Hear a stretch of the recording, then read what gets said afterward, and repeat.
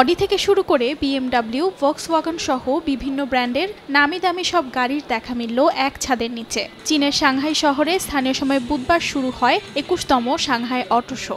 আয়োজনে ৭০টিরও বেশি গাড়ি নির্মাতা হাজির হয়েছেন ১০০রও বেশি সংখ্যক নতুন মডেলের গাড়ি নিয়ে। এই প্রদর্শনী দেখতে ভিড় করেছেন বহু গাড়িপ্রেমী ও উৎসুক দর্শনার্থী।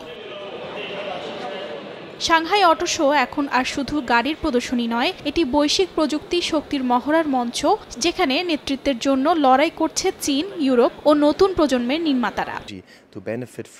আপনি নিশ্চয়ই দেখছেন, চীনের বাজার প্রযুক্তির জন্য অত্যন্ত সহায়ক। আমরা এখানে বহু বছর ধরে আছি। এই বাজারে আমাদের অবস্থান খুবই শক্ত। আমাদের রয়েছে গভীর স্থানীয় জ্ঞান, যেটা কাজে লাগিয়ে আমরা ব্যবসা বড় পরিসরে প্রসারিত করতে পারি এবং একই সঙ্গে এই অভিজ্ঞতা আমাদের বৈশ্বিক কার্যক্রমেও কাজে লাগাতে পারি।